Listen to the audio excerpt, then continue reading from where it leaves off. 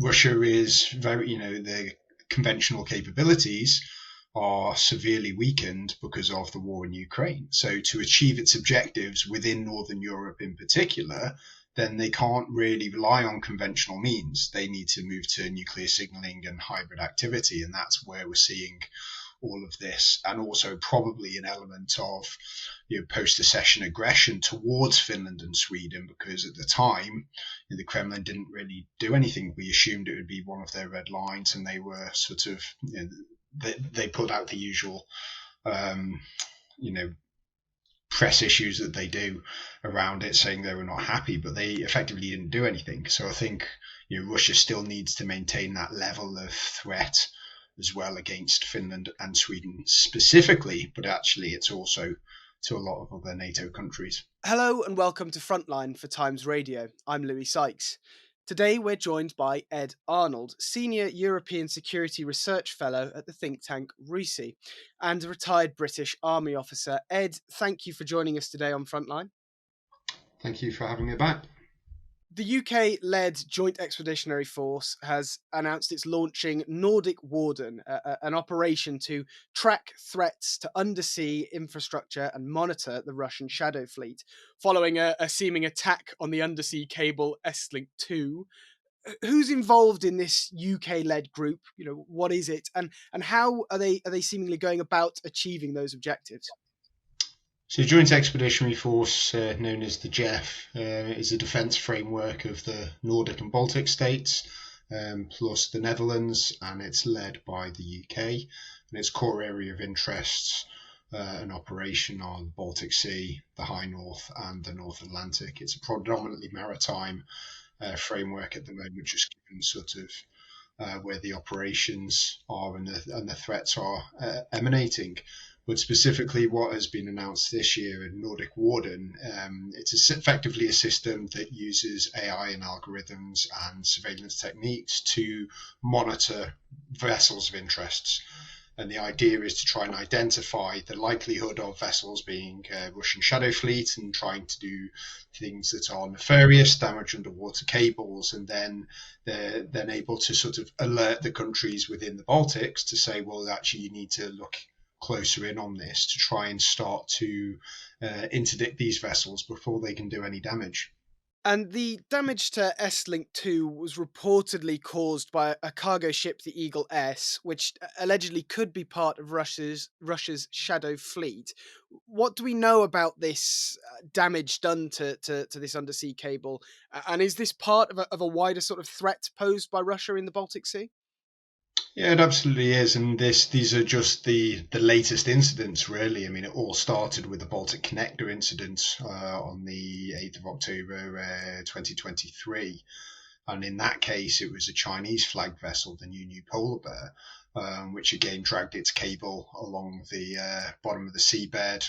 Effectively, the anchor can destroy anything or damage anything that's below, which is usually where the cables just lie. And I think that was a very significant incident because it was a Chinese flagged vessel, and actually the route that the vessel took was through the Northern Sea route, so right over the top in the Arctic into the Baltic. So it was a sort of first instance of where security incidents were actually emanating from the Indo-Pacific directly.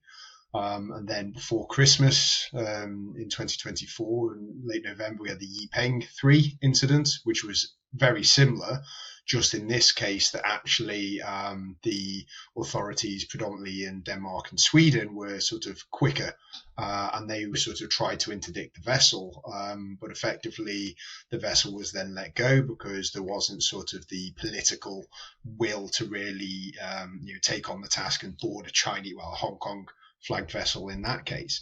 So I think with the Eagle S, the interesting thing is that the Finnish authorities were like, well, this is very clearly an incident that we need to address. We have a strong legal framework to do so, and the Coast Guard boarded the vessel, and they're going to go through legal proceedings against the vessel and the company. So it starts to enhance that deterrence and say, well, you can't get away with this anymore. And I think it's quite unfortunate that actions like that were not taken earlier on, back in the end of 2023. And as you kind of hinted at there, Finland and Sweden as well, who've been involved, of course, have largely turned this instance into a sort of legal matter rather than military and defence. Are we likely to see the British, as part of the JEF, kind of following Finland's lead on this and taking more of a policing rather than defence role? Well, I mean, this is where the complication sits, and if we just take the Baltic Sea as an example, but this is sort of broadly how it works in other areas. I mean, each of the countries have their own international waters, and then they also have their exclusive economic zones, and then you have international waters in the Baltic, which is governed by the UN, or the sea, the UNCLOS. So there's a lot of issues at stake here in terms of who has ownership, who's able to do. So nationally, the Finnish government, in the case of the Eagle S, operated under Article 3 of NATO, effectively a national response. They didn't feel at the time that they needed to make it either a JEF response or a NATO response. They thought, well, we can deal with this, and they have done so up till now. The example that I previously gave of the Paying 3 incident, because it was a Chinese flagged vessel, I think that was something that would have required the UK to step in to provide that diplomatic support. And I was a little bit surprised actually that they didn't at the time, because it's a big diplomatic incident if the Danes are going to then try and board a Chinese vessel. But for the UK to say, well, actually, we're with you on whatever you choose to do, I think that would have been a much stronger response. And NATO's starting to also get into this area as well, and it's set up a couple of maritime awareness centres in the last couple of years to deal with this, and it's also an EU competency. So it's a very busy area, and I think within those organisations that I've mentioned, there needs to be far more deconfliction on who does what, because surveilling undersea infrastructure itself as well is also principally done by private companies who actually own the cables and the data and everything there. So I think it's an area that everyone's focused in on, but actually, if they delineated where their responsibility lied a little bit better, it'd be far more effective. And I think that's also where the Joint Expeditionary Force can do far more. And you mentioned NATO there, of course. Since 2022, obviously, more Baltic nations have joined NATO, which is separate from the Joint Expeditionary Force, although linked closely. Um, have these new members made standing up to these hybrid threats from Russia and, as you mentioned, partners outside of Europe as well? Um, has it made it easier to stand up to these threats and deal with them? And how has it changed the state of play in the Baltic Sea?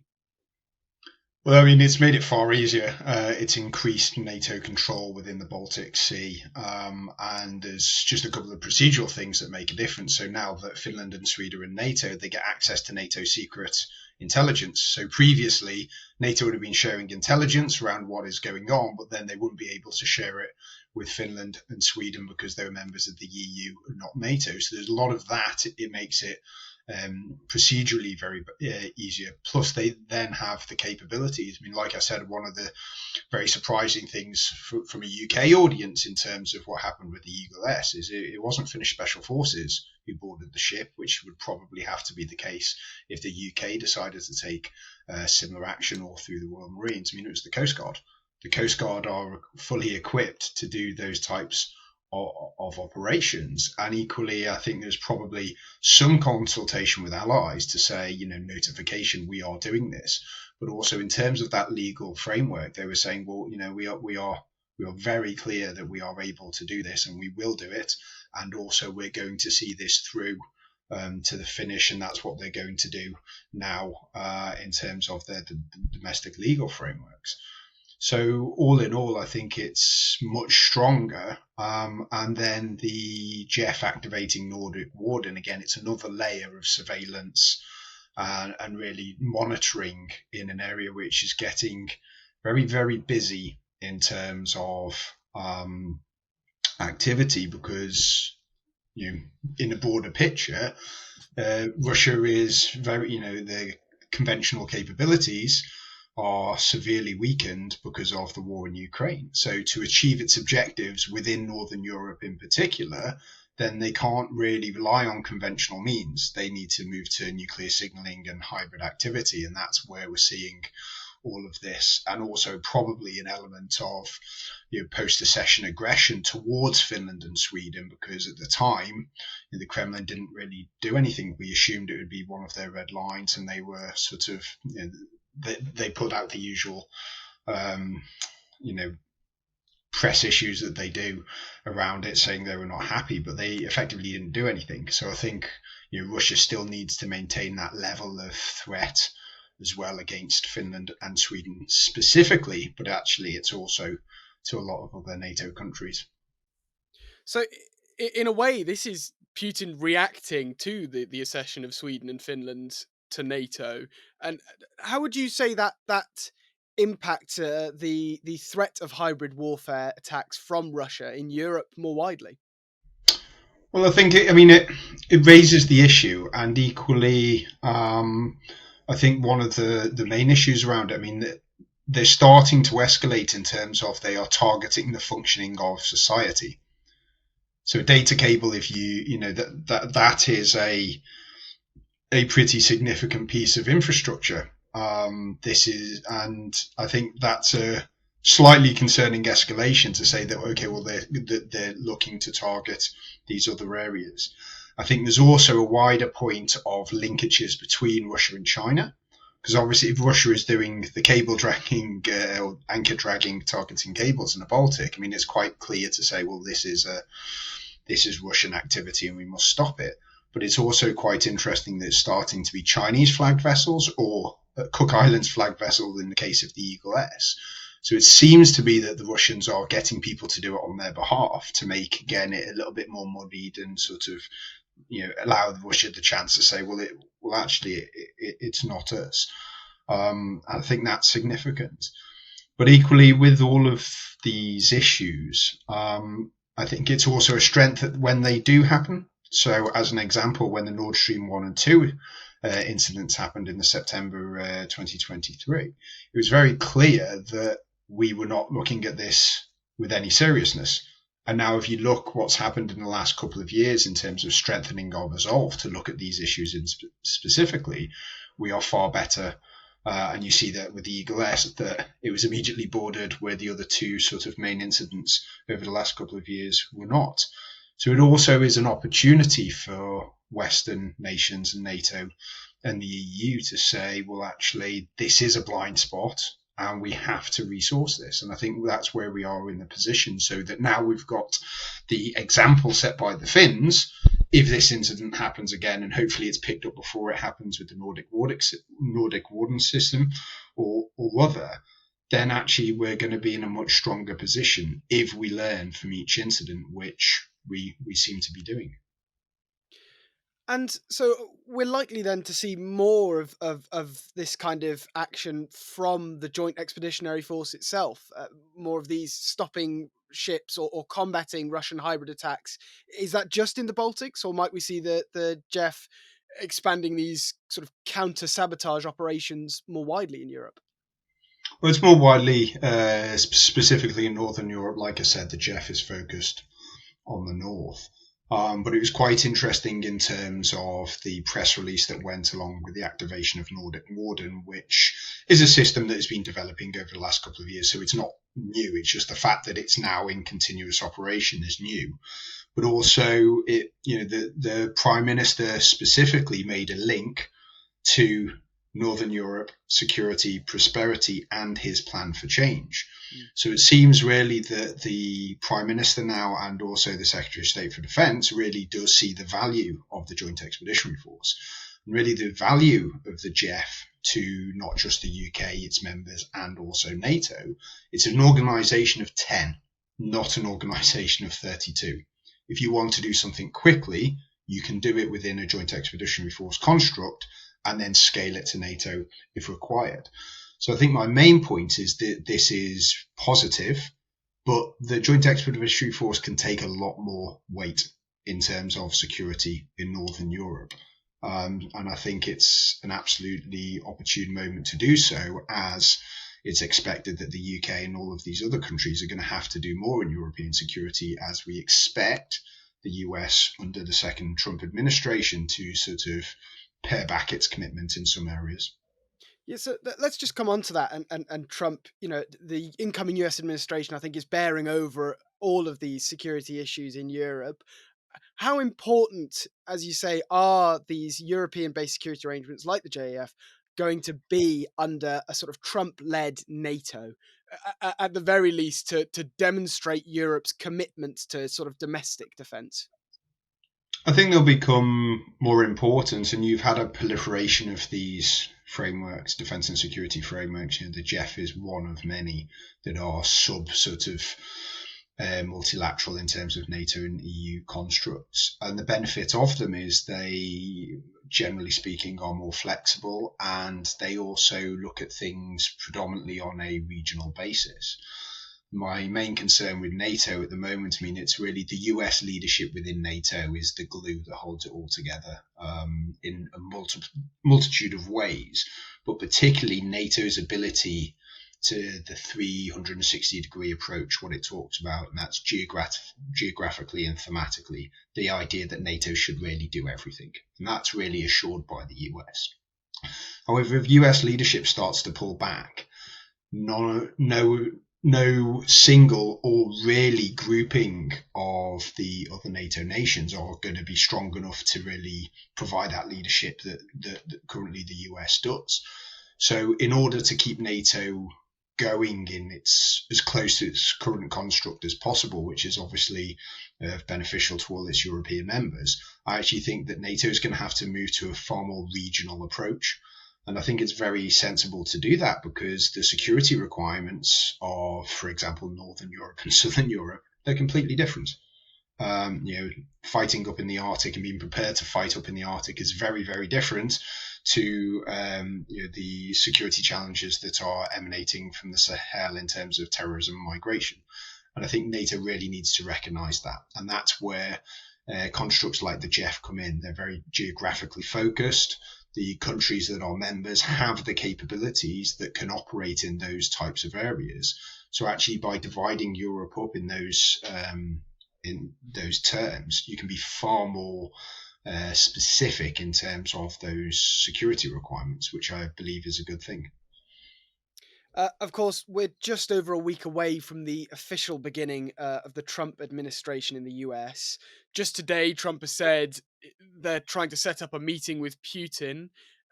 If there is some form of ceasefire in Ukraine, should groups like the JEF, other European security members, be prepared for more or less hybrid warfare or hybrid threats from Russia?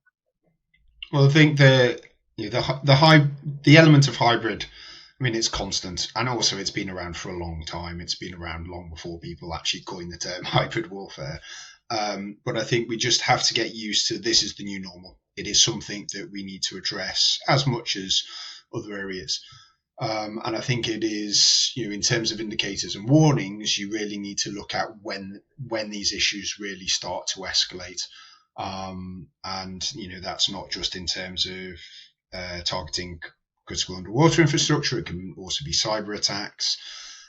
They can also be done by state actors. They can also be done by non-state actors. They can be done by criminal organizations working on behalf of state actors.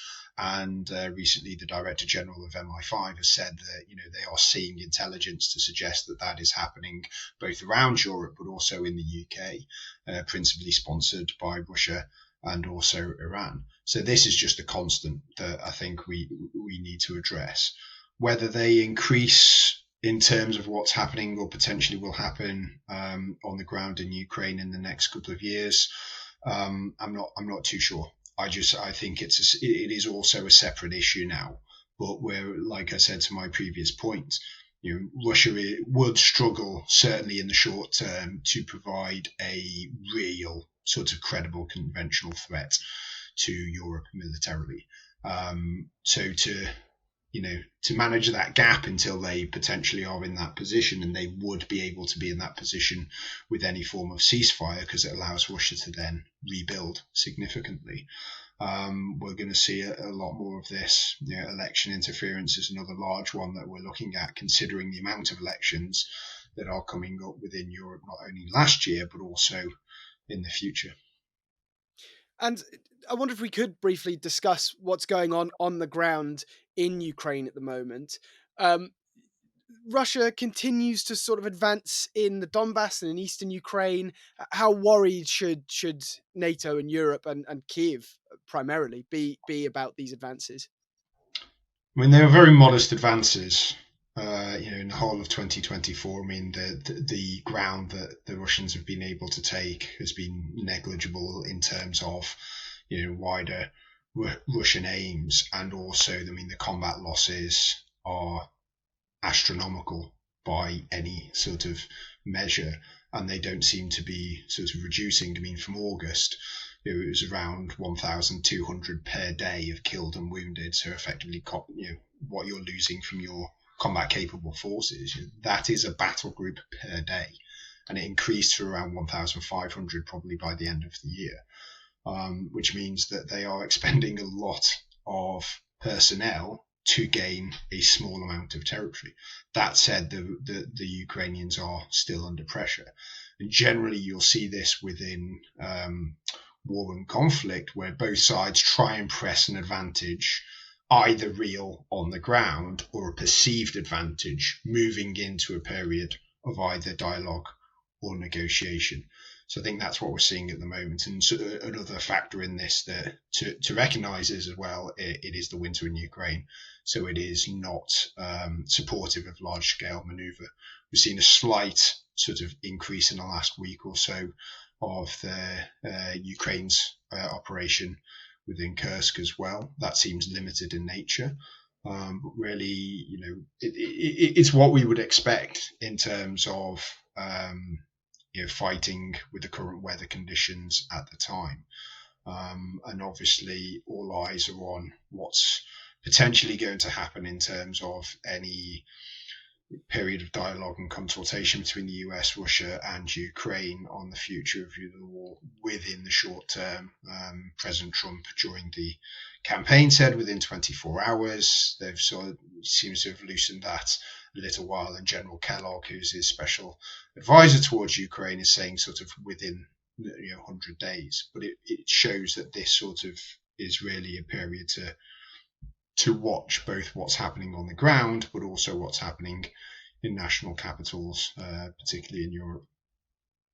And you talk there about the Russian casualty rates. I mean, the UK MOD, among many others, have been reporting about the massive Russian equipment and personnel losses that they're incurring to push forward. More generally, does that reduce the security threat from Russia for Europe, or is that just going to create more instability? No, I mean, I think it reduces it in the short to medium term, and I think as much as we like to talk and analyze numbers because it's easier to do so, I think the main issue on the Russian side is just the quality of forces. They are very, very poor now.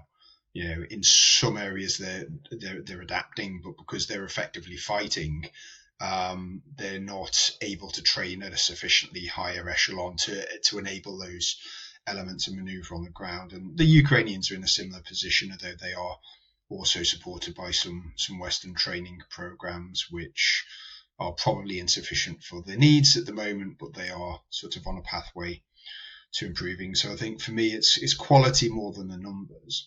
But equally, when you're looking at it conventionally within Europe in particular, I mean, the Russians now have to resource the border with Finland, which they previously didn't particularly need to do, or they could at least take risk there because Finland was non-aligned, and they have to resource wherever the front line is within Ukraine. That severely restricts the amount of available forces that they're able to put against the Baltic states, which was the principal threat from 2014 onwards. That said, Putin knows that he can't defeat NATO militarily. So he doesn't need to take over Estonia. He doesn't need to push through to Berlin or to Paris. He just needs to take an element of NATO territory and hold it and try and get NATO to politically collapse. And he can do that with a smaller subset of forces if he chose to do so. So I think that's, in one sense, we've got to look at Russian military recapitalization and the threat it poses. But I think far more important is actually the intent. What's Putin trying to achieve by that? And at the moment, he's fully focused within Ukraine because he's putting so many of these forces in. He didn't reinforce within Syria because, again, he's pressing everything into Ukraine and to try and get in the best possible negotiation position going into this year. So, in a way, a freezing of the conflict in Ukraine could bring more threat to Europe more widely rather than reduce it. Yeah, I mean, the issue is both sides are exhausted. So Ukraine would benefit from a pause in the war just to be able to stabilize their front lines, start to mobilize a bit more, train, and also just recuperate, try and sort out some of the political issues that they have at home. Equally for Russia, I mean, it gives them a break as well. But actually, when you consider within NATO, at a NATO level and also at a national level, a lot of countries are saying, well, we may be at war with Russia in 3, 5, 7 years. By the end of the decade, there's no sort of exact assessment at the moment. But the point to note on all of that is they're all predicated on the fact that Russia stops fighting at its current intensity within Ukraine. So if you're saying 3 years, like some of the Baltic states are in Poland, well, that 3-year clock starts as soon as the fighting doesn't cease in Ukraine, but starts to die down. That's sort of the concerning part of that, because again, the Russians don't have the capability of prosecuting the war in Ukraine and also threatening Europe at the same time. Ed Arnold, thank you very much for joining us today on Frontline. Thank you very much. Thank you for watching today's episode of Frontline. For early access to our videos, member-only Q&As and live streams, then sign up for a membership via the link in the description. And for the latest news and breaking stories, listen to Times Radio and follow us at thetimes.com.